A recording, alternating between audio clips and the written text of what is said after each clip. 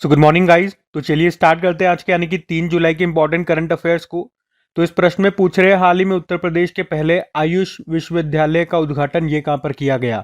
तो आंसर होगा गोरखपुर में। तो अभी उत्तर प्रदेश के पहले आयुष विश्वविद्यालय का उद्घाटन ये किया गया कहाँ पर, गोरखपुर में। और इस विश्वविद्यालय का नाम महायोगी गुरु गोरखनाथ आयुष विश्वविद्यालय रखा है। इसका उद्घाटन किया किसने? राष्ट्रपति द्रौपदी मुर्मू जी ने। बनाने में लागत आई है 267.50 करोड़ रुपीस और उद्देश्य है आयुष चिकित्सा पद्धतियों जैसे कि आयुर्वेद, योग, यूनानी, सिद्ध, होम्योपैथी, इनको बढ़ावा देना। तो ये उत्तर प्रदेश का पहला आयुष विश्वविद्यालय है। ये आपको मिलेगा गोरखपुर में, ये आप ध्यान रखना। अच्छा, यहाँ आयुर्वेद से भी जो भी इंपॉर्टेंट प्रश्न बनते हैं पहले मैं वो आपको रिवाइज कराऊंगा, उसके बाद आपको उत्तर प्रदेश लेकर के चलूंगा। जैसे कि देखो, अभी प्रधानमंत्री नरेंद्र मोदी ने केंद्रीय आयुर्वेद अनुसंधान संस्थान भवन की नींव कहां पर रखी थी? नई दिल्ली के रोहिणी में। आयुष मंत्रालय ने 3 आयुर्वेद विशेषज्ञों को राष्ट्रीय धन्वंतरी आयुर्वेद पुरस्कार से सम्मानित किया। नाम है तारा चंद शर्मा, माया राम उनियाल और समीर गोविंद। उसके अलावा जन औषधि सप्ताह 2025 ये हमने 1 से लेकर 7 मार्च तक मनाया। और प्रधानमंत्री भारतीय जन औषधि परियोजना ये कब शुरू होती है? 2008 में। इसका उद्देश्य है जनता को सस्ती कीमतों पर गुणवत्तापूर्ण जेनेरिक दवाइयां उपलब्ध करवाना। और भारत का लक्ष्य है 31 मार्च 2027 तक कितने जन औषधि केंद्र खोलने का? 25,000। और अब से हर साल आयुर्वेद दिवस कब मनाया जाएगा? ये इंपॉर्टेंट प्रश्न रहेगा 23 सितंबर को, क्योंकि हर बार धन्वंतरी जयंती को मनाते थे तो वो डेट ऊपर नीचे होती रहती थी, लेकिन अब फिक्स हो गया है 23 सितंबर, याद रखना। और अभी मिनिस्ट्री ऑफ आयुष ने आयुष निवेश सारथी नाम से एक पोर्टल को भी लॉन्च किया।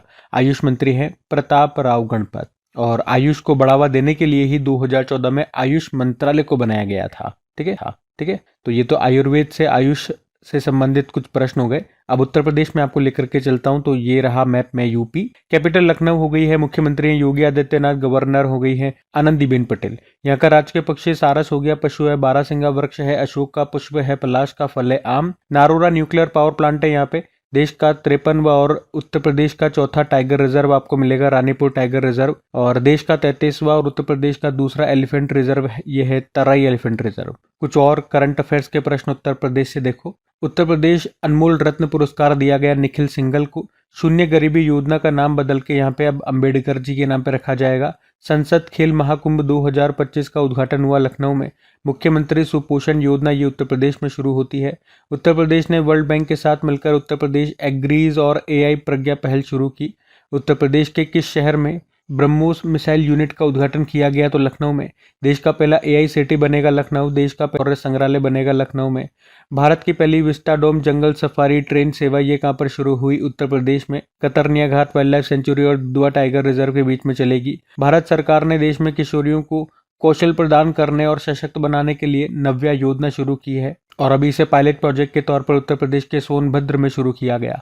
उत्तर प्रदेश के सोनभद्र जिले में स्थित सलखन जीवाश्म पार्क को यूनेस्को की विश्व धरोहर स्थलों की अस्थायी सूची में शामिल किया गया।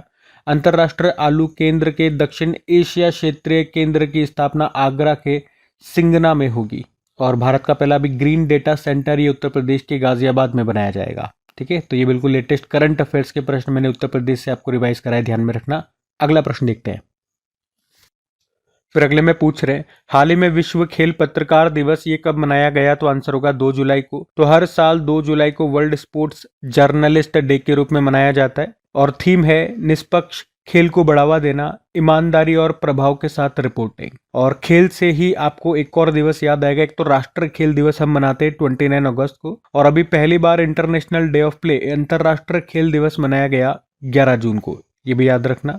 और पत्रकार से याद आएगा हिंदी पत्रकारिता दिवस होता है 30 मई को। और अभी 1 जुलाई को भी हमने 3 दिवस मनाए थे। एक तो national doctor day, GST day और एक नेशनल पोस्टल वर्कर डे। ठीक है, तो ये 1 जुलाई के दिवस हो गए और ये 2 जुलाई का दिवस हो गया, दोनों ध्यान में रखना। अगला प्रश्न देखते हैं। फिर अगले में पूछ रहे हैं हाल ही में किस राज्य ने मुख्यमंत्री प्रतिज्ञा योजना शुरू की है? तो आंसर होगा बिहार। तो अभी बिहार सरकार ने मुख्यमंत्री प्रतिज्ञा योजना को शुरू किया है। इसके तहत 12वीं के बाद युवाओं को इंटर्नशिप के लिए आर्थिक सहायता दी जाएगी। कितने रुपए की सहायता मिलेगी? तो इसमें इन्होंने कहा कि 18 से 28 वर्ष के युवा जिन्होंने 12वीं या आईटीआई या ग्रेजुएशन कर लिया है तो उन्हें 3 से 12 महीने की इंटर्नशिप के लिए 4,000 रुपये से लेकर 6,000 रुपये तक मिलेंगे। मतलब अगर 12वीं पास करने के बाद इंटर्नशिप करोगे तो 4,000 रुपये, डिप्लोमा के बाद करोगे तो 5,000, ग्रेजुएशन के बाद करोगे तो 6,000 रुपये, इस तरह से। और अगर जिले के बाहर जाके इंटर्नशिप करते हो तो 2,000 रुपये एक्स्ट्रा मिलेंगे, और राज्य के बाहर जाकर के करते हो तो 5,000 रुपये एक्स्ट्रा मिलेंगे। तो अभी बिहार ने शुरू की ये मुख्यमंत्री प्रतिज्ञा योजना, ये आप ध्यान रखना। अब यहाँ पे कुछ इंपॉर्टेंट योजनाएं मैं आपको रिवाइज कराऊंगा। बिहार तो अभी एक आध दिन पहले मैंने आपको पूरा रिवाइज करवाया था, आपको याद भी होगा। 2-3 पॉइंट मैं आपको बताता हूँ बिहार से, जो हमने लेटेस्ट अभी पढ़े थे। जैसे कि अभी सभी ग्राम पंचायतों में विवाह मंडप योजना को मंजूरी दी थी बिहार ने।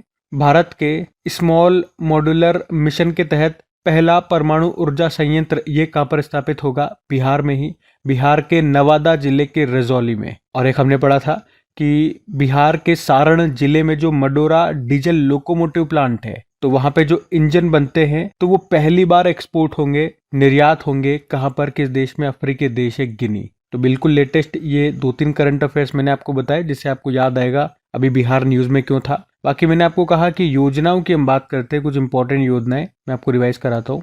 अभी केंद्र सरकार ने कहां से स्वच्छ पौधा कार्यक्रम लॉन्च किया? पुणे। वंदे गंगा जल संरक्षण अभियान राजस्थान में शुरू हुआ। और हिमाचल प्रदेश ने हरित आवरण बढ़ाने के लिए राजीव गांधी वन संवर्धन योजना शुरू की। सीमा पर्यटन पहल हिमाचल प्रदेश ने शुरू की। ध्रुव पहल भारतीय डाक विभाग ने, और अंकुर पहल को उड़ीसा ने शुरू किया। और विकसित कृषि संकल्प अभियान, इसे शिवराज सिंह चौहान जो हमारे कृषि मंत्री, उन्होंने शुरू किया। यशोदा एआई अभियान को राष्ट्रीय महिला आयोग ने। मुख्यमंत्री जीवन अनुप्रेरणा योजना को असम ने। राहवीर योजना को मध्य प्रदेश ने। किसानों को सशक्त बनाने के लिए विकसित कृषि संकल्प अभियान त्रिपुरा ने। और थल्ली की वंदनम योजना को आंध्र प्रदेश ने। जल गंगा संवर्धन अभियान को मध्य प्रदेश ने शुरू किया। ठीक है, तो ये कुछ इंपॉर्टेंट योजनाएं हैं, इनको ध्यान में रखना। अगला प्रश्न देखते हैं। फिर अगले में पूछ रहे हैं कि अभी हाल ही में एल्ब्रुस पर्वत पर चढ़ने वाले सबसे कम उम्र के पर्वतारोही कौन बन गए? तो आंसर होगा तेगबीर सिंह। तो 6 साल 9 महीने के तेगबीर सिंह, जो कि पंजाब के रोपड़ के रहने वाले हैं, वे यूरोप की सबसे ऊंची पर्वत चोटी माउंट एल्ब्रस पर चढ़ने वाले सबसे कम उम्र के पर्वतारोही बन गए हैं। ये चोटी रूस में 18,510 फुट की ऊंचाई पर है। और इस तरह से उन्होंने महाराष्ट्र के वाघा कुशाग्र का वर्ल्ड रिकॉर्ड तोड़ दिया है, जिन्होंने पिछले साल 7 वर्ष 3 माह की उम्र में ये रिकॉर्ड बनाया था। सबसे कम उम्र में इस माउंट एल्ब्रस पर, सबसे कम उम्र में माउंट एल्ब्रस पर्वत पर चढ़ने वाले वो पर्वतारोही बने थे। अब बन गए तेगबीर सिंह। अब इसी तरह से कुछ और मैं आपको नाम या इस तरह के प्रश्न रिवाइज कराऊंगा, लेकिन उससे पहले एक काम करता हूँ, जो भी हमारे महाद्वीप है उनमें जो सबसे ऊंची पर्वत चोटियां हैं वो आपको रिवाइज करवाता हूँ। देखो फिर, जैसे अफ्रीका की सबसे ऊंची पर्वत चोटी माउंट किलिमंजारो है, तंजानिया में आपको मिलेगी, तंजानिया देश में। यूरोप की माउंट एल्ब्रुस हो गई है। और नॉर्थ अमेरिका की है माउंट डेनाली या माउंट मैकिनली। साउथ अमेरिका की माउंट एकांगुआ। एशिया का माउंट एवरेस्ट।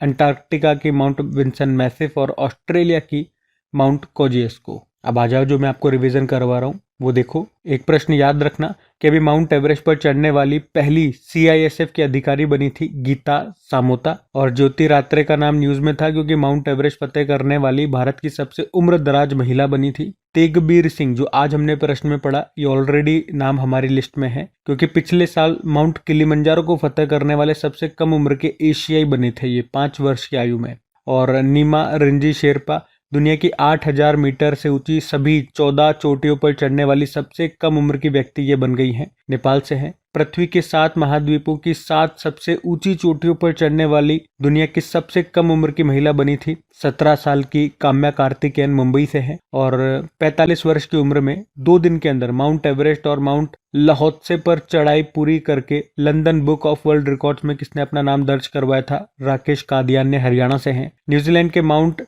तारानाकी पर्वत को एक कानूनी व्यक्ति के रूप में मान्यता दी गई है, याद रखना। और प्रसिद्ध 7 शिखरों पर सफलतापूर्वक चढ़ाई करने वाले सबसे कम उम्र के भारतीय बने थे कौन? हैदराबाद के 16 वर्षीय विश्वनाथ कार्तिकेय पादकांती। माउंट एवरेस्ट पर चढ़ने वाली पहली भारतीय दृष्टिबाधित महिला कौन बनी थी? ये भी इंपॉर्टेंट प्रश्न रहेगा। छोंजिन अंगमो हिमाचल प्रदेश के किन्नौर की रहने वाली है। माउंट एवरेस्ट को फतेह करने वाली पहली भारतीय महिला बछेंद्री पाल है। तो माउंट एवरेस्ट को फतेह करने वाली पहली दिव्यांग भारतीय महिला अरुणिमा सिन्हा है। ठीक है, तो ये सारे इंपॉर्टेंट इसी से संबंधित प्रश्न थे जो मैंने आपको रिवाइज करवा दिए, ध्यान में रखना। अगला प्रश्न देखते हैं। फिर अगले में पूछ रहे हैं कि अभी हाल ही में आईएनएस तमाल को भारतीय नौसेना में शामिल किया गया, उसे किसने बनाया है। प्रश्न पूछ रहे किसने निर्माण किया, तो आंसर होगा रशिया। तो आईएनएस तमाल ये भारतीय नौसेना का तलवार श्रेणी का स्टील्थ फ्रिगेट है। स्टील्थ फ्रिगेट का शब्द के अर्थ मैंने आपको कल भी बताया था। स्टील्थ का मतलब हो गया जो दुश्मन के रडार की पकड़ में न आए, और फ्रिगेट का मतलब आप समझो छोटा युद्धपोत हो गया। तो इसे रशिया ने बनाया, रशिया में इसका निर्माण किया गया, रूस के कालिनिनग्राद के यंत्र शिपयार्ड में। और आप कह सकते हो ये भारत का आखिरी विदेशी निर्मित युद्धपोत है, क्योंकि इसके बाद सभी युद्धपोत भारत में बनेंगे। देखो एक्चुअली में हुआ क्या था, 2016 में भारत और रशिया के बीच में 4 तलवार श्रेणी के स्टील्थ फ्रिगेट के निर्माण के लिए समझौता हुआ था, जिसमें से कहा गया था कि 2 का निर्माण रशिया में होगा, 2 भारत में बनेंगे। तो जो 2 रशिया में बने हैं उसमें पहला था आईएनएस तुशील, उसे ऑलरेडी हम शामिल कर लिया हमारी नौसेना में पिछले साल, अभी 9 दिसंबर 2024 को ही किया था। और अब ये दूसरा भी हो चुका है, आईएनएस तमाल इसका नाम है। अब 2 भारत में बनेंगे, भारत में भी कहाँ पे, गोवा शिपयार्ड में। पहले का नाम है आईएनएस त्रिपुट और दूसरे का नाम होगा आईएनएस तवस्या। ठीक है, ये नाम भी मैंने आपको बता दिए। और ये जो अभी आईएनएस तमाल हमारी सेना में शामिल हुआ है, तो आप कह सकते हो ये गुजरात से लेके महाराष्ट्र तक के समुद्री क्षेत्र की रक्षा का दायित्व निभाएगा। और इसका ध्येय वाक्य है सर्वत्र सर्वदा विजय, यानी कि हर स्थान हर समय विजय। अच्छा, आईएनएस का मतलब क्या हो गया, इंडियन नेवल शिप। तो इसी तरह के कुछ और प्रश्न मैं आपको रिवाइज कराता हूँ, आ जाओ। आईएनएस विक्रांत की बात करें, भारत का स्वदेशी विमान वाहक बोट है ये। आईएनएस अर्नाला भारत का पहला स्वदेशी anti submarine shallow water craft है। आईएनएस अरिहंत भारत की पहली परमाणु पनडुब्बी है। आईएनएस अरिघात भारत की दूसरी परमाणु पनडुब्बी है। विशाखापट्टनम से अभी नौसेना में शामिल किया गया था। भारतीय नौसेना में शामिल दूसरा सबसे बड़ा स्वदेशी सर्वेपोत आईएनएस निर्देशक है, पहला आईएनएस संध्याक था।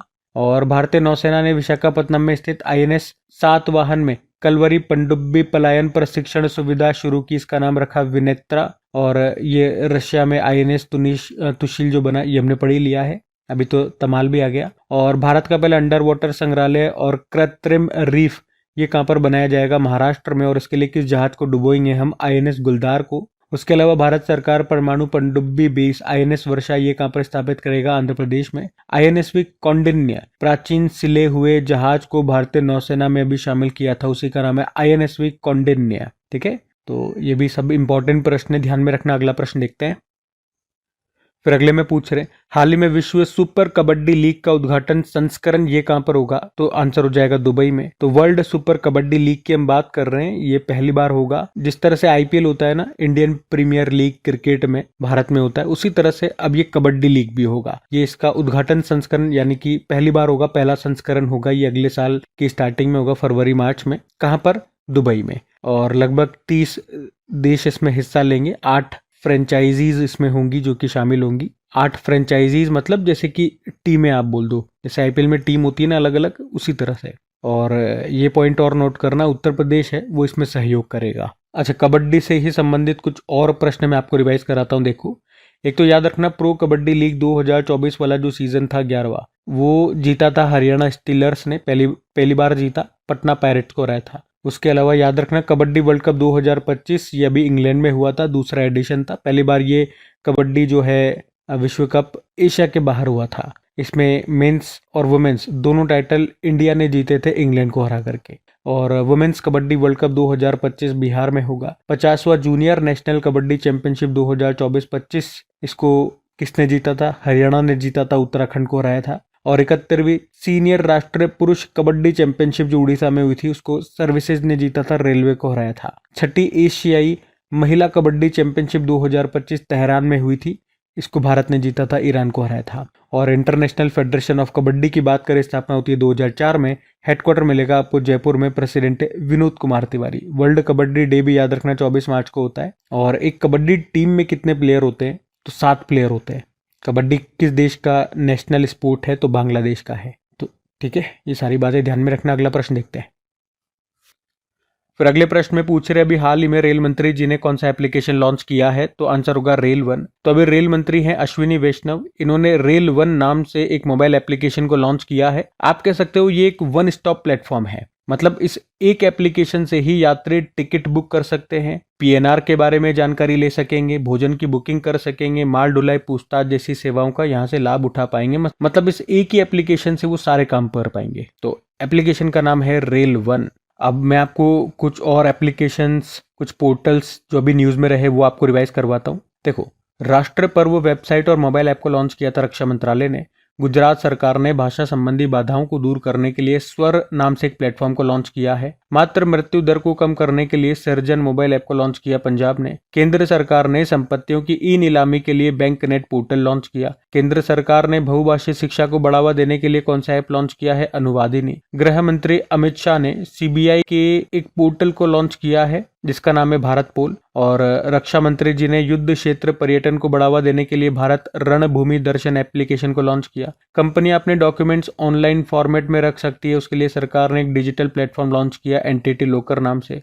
सम्मान संजीवनी एप्लीकेशन को हरियाणा ने लॉन्च किया। भारतीय रेलवे ने रेलवे सेवाओं को एक ही प्लेटफॉर्म पर एकीकृत करने के लिए स्वरेल ऐप को लॉन्च किया था। आई स्पोर्ट पोर्टल को सेबी ने लॉन्च किया और रक्षा मंत्री राजनाथ सिंह ने युद्ध क्षेत्र निगरानी प्रणाली को लॉन्च किया, उसका नाम रखा है संजय। और फीस्ट सॉफ्टवेयर को इसरो ने लॉन्च किया था। ठीक है, तो ध्यान रखना। ये अगला प्रश्न देखते हैं। फिर अगले में पूछ रहे हैं, हाल ही में द लकी वंस किताब के लिए शक्ति भट्ट पुरस्कार 2025 किसे दिया गया? प्रश्न इंपॉर्टेंट, मार्क करना, बताता हूं क्यों इंपॉर्टेंट। तो इसका तो उत्तर नोट कर लो पहले, ज़ारा चौधरी। तो 2025 शक्ति भट्ट पुरस्कार ये ज़ारा चौधरी को उनकी बुक द लकी वंस के लिए दिया गया। ये इस अवार्ड का आखिरी संस्करण है, मतलब अब इस पुरस्कार को बंद कर दिया गया है, इसीलिए मैंने कहा प्रश्न इंपॉर्टेंट हो जाता है। तो इनकी जो ये किताब है, ज़ारा चौधरी की ये जो किताब है, ये 2002 के गुजरात दंगों के समय अपने और परिवारों के संघर्ष को बताती है। मतलब उसके बारे में, गुजरात के दंगों के बारे में इसमें बताया है। बाकी पुरस्कार की बात करें, शक्ति भट्ट पुरस्कार की, तो ये एक लिटरेरी अवार्ड है जिसे हर साल दिया जाता है, या यूं कहूँ दिया जाता था। इसे शक्ति भट्ट की याद में दिया जाता था। ये अवार्ड राइटर को उनकी पहली किताब के लिए या किसी लेखक को उनके योगदान के लिए दिया जाता है। कौन देता है? शक्ति भट्ट फाउंडेशन, जिसकी स्थापना होती है 2007 में। पहली बार ये जो अवार्ड है ये 2008 में दिया गया था। पुरस्कार राशि 2 लाख रुपए की होती है। तो पहली बार जो दिया गया था ये मोहम्मद हनीफ को दिया गया था, उनकी पुस्तक a case of exploding mangoes. और अभी आखिरी वाला जो संस्करण है ये दिया गया 2025 में ज़ारा चौधरी को उनकी पुस्तक द लकी वंस के लिए। ठीक है, इसीलिए मैंने कहा था प्रश्न इंपॉर्टेंट है, याद रखना। कुछ इंपॉर्टेंट अवार्ड्स मैं आपको और रिवाइज कराऊंगा। देखो, एक हमने पढ़ा था मातृभूमि साहित्य पुरस्कार 2024, ये दिया गया था सारा जोसेफ को, मलयाली भाषा की प्रसिद्ध लेखिका हैं। एशियाई athletics leadership gold pin award दिया गया आदिल जे सुमरेवाला को। और संयुक्त राष्ट्र सासाकावा पुरस्कार 2025 Mrityunjay Mahapatra. Global Indian of the year पुरस्कार सदगुरु जग्गी वासुदेव को मिला है। अमेरिकन म्यूजिक अवार्ड पाने वाले भारतीय मूल की पहली संगीतकार राजा कुमारी हैं। प्रधानमंत्री नरेंद्र मोदी ने किस देश का सर्वोच्च नागरिक सम्मान grand cross of the order of Makarios तृतीय पुरस्कार जीता? तो आंसर होगा साइप्रस। फूड प्लेनेट पुरस्कार 2025 नाइट्रोकैप्ट को मिला। और एक पॉइंट ये भी नोट करना, क्योंकि ये भी पुरस्कार अब बंद हो चुका है। जेसीबी पुरस्कार 2018 में स्थापित हुआ था, ये एक भारतीय साहित्यिक पुरस्कार है और अभी इसे आधिकारिक तौर पर बंद कर दिया गया। ये जो जेसीबी पुरस्कार है इससे भी याद रखना पहली बार और आखिरी बार किसे मिला। पहली बार 2018 में दिया गया था बेन्यामिन को, और अभी आखिरी बार 2024 में दिया गया था 7वां संस्करण उपमन्यु चटर्जी को। अभी जैन समाज ने प्रधानमंत्री नरेंद्र मोदी को धर्म चक्रवर्ती सम्मान से भी नवाजा था। तो ये सभी अवार्ड्स लेटेस्ट है, ध्यान में रखना। अगला प्रश्न देखते हैं।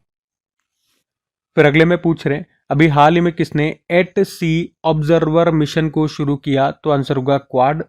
तो अभी क्वाड ग्रुप ने साथ मिलकर के एट सी ऑब्जर्वर मिशन को लॉन्च किया है। ये मिशन एक बहुपक्षीय समुद्री सहयोग पहल है। इसे क्वाड देशों के बीच समुद्री सहयोग को बढ़ावा देने के लिए या उसे बढ़ाने के लिए शुरू किया गया है, और इसे सभी क्वाड देशों के कोस्ट गार्ड्स के द्वारा शुरू किया गया है। मतलब ये कोई एक तरह की एक्सरसाइज नहीं है, आप कह सकते हो ये एक ऑब्जर्वेशन मिशन है। इसमें हर क्वाड मेंबर, हर क्वाड देश के कोस्ट गार्ड के 2 ऑफिसर, अमेरिका की एक शिप कोस्ट गार्ड है कटर, उस पर सवार होंगे और ये शिप गुआम आइलैंड पहुंचेगा। गुआम आइलैंड ये वेस्टर्न पैसिफिक ओशियन में स्थित है। ये आइलैंड अमेरिका के कंट्रोल में है और अमेरिका का सबसे वेस्टर्न पॉइंट है। क्वाड के बारे में बात करें, 4 देश आते हैं, भारत, जापान, ऑस्ट्रेलिया और अमेरिका। इसकी शुरुआत 2007 में होती है। जापान के जो उस समय प्रधानमंत्री थे शिंजो अबे, उन्हीं के कहने पे इसकी शुरुआत की गई।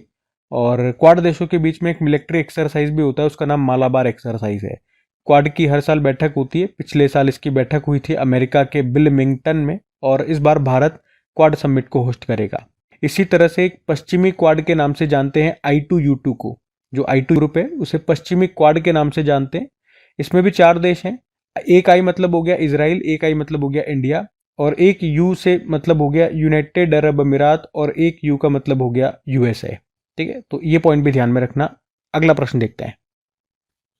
फिर अगले में पूछ रहे हैं, हाल ही में थाईलैंड के प्रधानमंत्री को देश के संवैधानिक न्यायालय ने निलंबित कर दिया, उनका नाम क्या है? तो आंसर होगा पेंटोक्टार्न शिनावात्रा। तो अभी थाईलैंड की संवैधानिक न्यायालय ने देश की प्रधानमंत्री पेंटोक्टार्न शिनावात्रा को सस्पेंड कर दिया है। अच्छा, क्यों किया ऐसा? क्योंकि थाईलैंड का एक पड़ोसी देश है कंबोडिया, और अभी मई 2025 में ही कंबोडिया और दोनों देशों के बीच में सीमा पर चल रहे टकराव के बाद एक कंबोडियाई सैनिक की मौत हो गई थी। उसके बाद थाईलैंड की जो प्रधानमंत्री हैं ये पेंटोक्टार्न शिनावात्रा, इन्होंने कंबोडिया के जो पूर्व प्रधानमंत्री हैं हुन सेन, जो कि वहां पे एक प्रमुख नेता भी हैं, उनको फोन किया, और उनकी जो फोन कॉल है वो लीक हो गई, जिसमें क्या सुनाई दे रहा है, इन्होंने हुनसेन को अंकल कह करके संबोधित किया। उनको अंकल कहा क्योंकि वो इनके पिताजी के दोस्त हैं, ऐसा कहा जाता है, तो अंकल कह करके संबोधित किया। उसके अलावा थाईलैंड की सेना के एक वरिष्ठ कमांडर को अपना विरोधी कहा इन प्रधानमंत्री जी ने।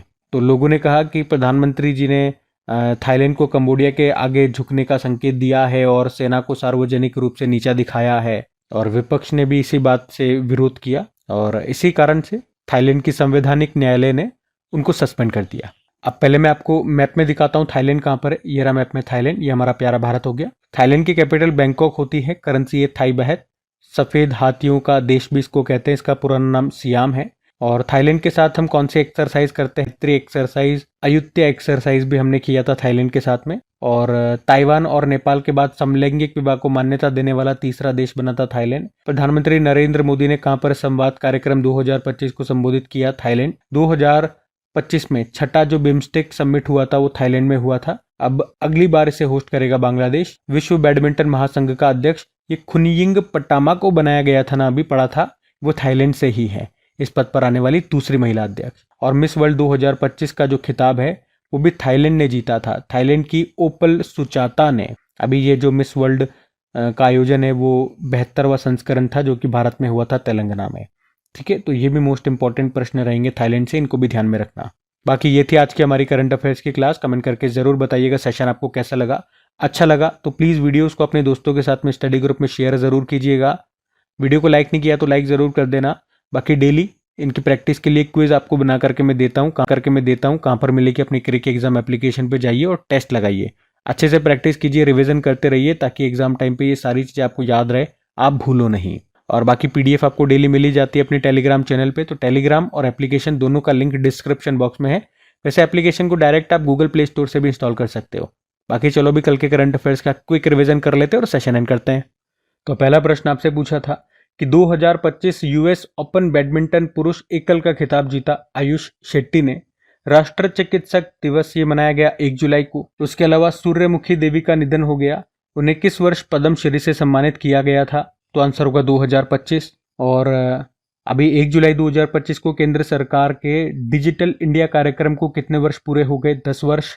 उसके अलावा पहली आसियान भारत क्रूज वार्ता का आयोजन ये कहां पर किया गया? चेन्नई। और H2A रॉकेट की अंतिम उड़ान पर जलवायु परिवर्तन निगरानी उपग्रह GOSAT GW को किसने लॉन्च किया? जापान। और GOI स्टेट्स मोबाइल एप्लीकेशन किसके द्वारा लॉन्च की गई? राष्ट्रीय नमूना सर्वेक्षण कार्यालय।